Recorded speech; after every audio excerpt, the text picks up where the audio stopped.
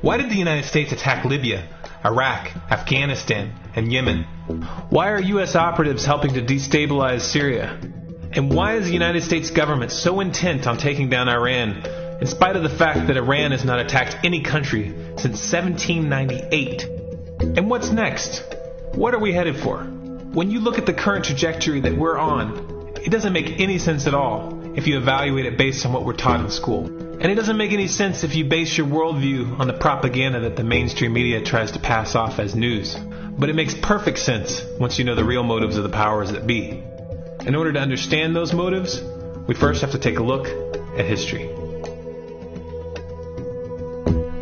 In 1945, the Bretton Woods Agreement established the dollar as the world reserve currency, which meant that international commodities were priced in dollars. The agreement, which gave the United States a distinct financial advantage, was made under the condition that those dollars would remain redeemable for gold at a consistent rate of $35 per ounce.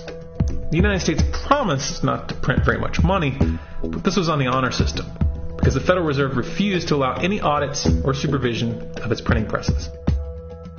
In the years leading up to 1970, expenditures in the Vietnam War made it clear to many countries that the U.S. was printing far more money than it had in gold. And in response, they began to ask for their gold back. This, of course, set off a rapid decline in the value of the dollar. The situation climaxed in 1971 when France attempted to withdraw its gold and Nixon refused. On August 15th, he made the following announcement. I have directed the Secretary of the Treasury to take the action necessary to defend the dollar against the speculators.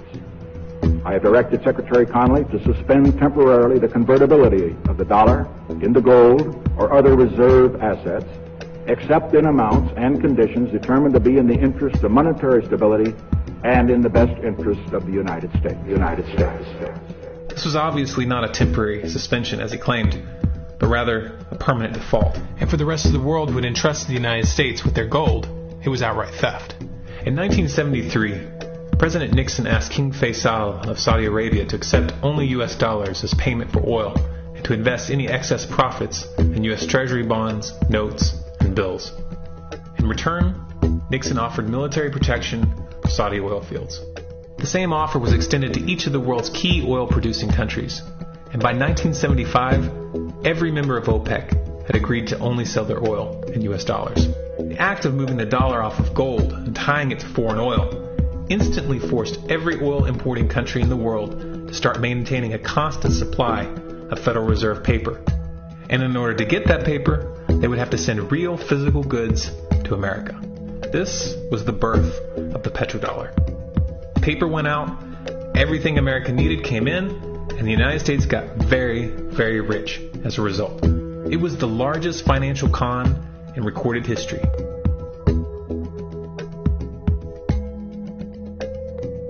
The arms race of the Cold War was a game of poker. Military expenditures were the chips, and the U.S. had an endless supply of chips. With the petrodollar under its belt, it was able to raise the stakes higher and higher, outspending every other country on the planet, until eventually U.S. military expenditures surpassed that of all other nations in the world combined. The Soviet Union never had a chance. The collapse of the communist bloc in 1991 removed the last counterbalance to American military might. The United States was now an undisputed superpower with no rival. Many hoped that this would mark the beginning of a new era of peace and stability. Unfortunately, there were those in high places who had other ideas. Within that same year, the U.S. invaded Iraq in the first Gulf War. And after crushing the Iraqi military and destroying their infrastructure, including water purification plants and hospitals, crippling sanctions were imposed which prevented that infrastructure from being rebuilt. These sanctions, which were initiated by Bush Sr. and sustained throughout the entire Clinton administration, lasted for over a decade and were estimated to have killed over 500,000 children. The Clinton administration was fully aware of these figures. We have heard that 500,000 children have died. I mean, that's more children than died in Hiroshima. And you know, is the price worth it? I think this is a very hard choice, but we think the price is worth it. Miss Albright, what exactly was it that was worth killing 500,000 kids for? In November of 2000, Iraq began selling its oil exclusively in euros. This was a direct attack on the dollar and on U.S. financial dominance, and it wasn't going to be tolerated. In response, the U.S. government, with the assistance of the mainstream media, began to build up a massive propaganda campaign claiming that Iraq had weapons of mass destruction and was planning to use them. In 2003, the U.S. invaded, and once they had control of the country, oil sales were immediately switched back to dollars. This is particularly notable due to the fact that switching back to the dollar meant a 15 to 20% loss in revenue due to the euro's higher value. It doesn't make any sense at all unless you take the petrodollar into account. So I came back to see him a few weeks later, and by that time we were bombing in Afghanistan. I said, "Are we still going to war with Iraq?" And he said, "Oh, it's worse than that." He said, he reached over on his desk, he picked up a piece of paper, he said, I just got this down from upstairs, meaning the Secretary of Defense's office today, and he said, "This is a memo that describes how we're going to take out 7 countries in 5 years, starting with Iraq and then Syria, Lebanon, Libya, Somalia, Sudan, and finishing off Iran. Let's take a look at the events of the past decade and see if you see a pattern. In Libya, Gaddafi was in the process of organizing a bloc of African countries to create a gold-based currency called the dinar, which they intended to use to replace the dollar in that region. U.S. and NATO forces helped destabilize and topple the Libyan government in 2011, and after taking control of the region, U.S. armed rebels executed Gaddafi in cold blood and immediately set up the Libyan Central Bank. Iran has been actively campaigning to pull oil sales off of the dollar for some time now, and it has recently secured agreements to begin trading its oil in exchange for gold. In response, the U.S. government, with mainstream media assistance, has been attempting to build international support for military strikes on the pretext of preventing Iran from building a nuclear weapon. In the meantime, they established sanctions which U.S. officials openly admit are aimed at causing a collapse of the Iranian economy. Syria is Iran's closest ally, and they are bound by mutual defense agreements. The country is currently in the process of being destabilized with covert assistance from NATO, and though Russia and China have warned the United States not to get involved, the White House has made statements within the past month indicating that they are considering military intervention. It should be clear that military intervention in Syria and Iran isn't being considered. It's a foregone conclusion, just as it was in Iraq and Libya. The U.S. is actively working to create the context which gives them the diplomatic cover to do what they already have planned.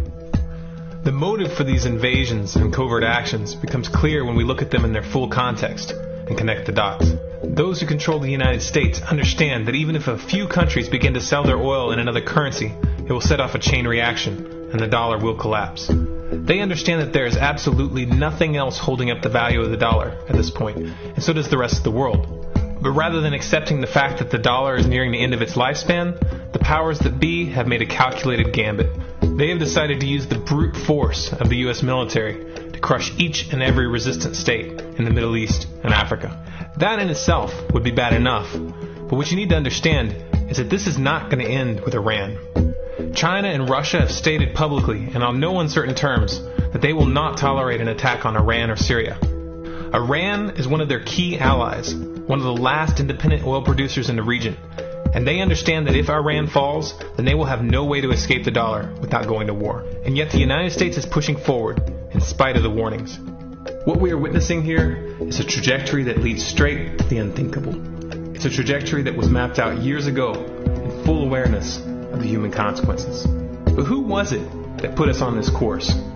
What kind of psychopath is willing to intentionally set off a global conflict that will lead to millions of deaths just to protect the value of a paper currency? It obviously isn't the president. The decision to invade Libya, Syria, and Iran was made long before Obama had risen to the national spotlight. And yet, he's carrying out his duty just like the puppets that preceded him. So who is it that pulls the strings?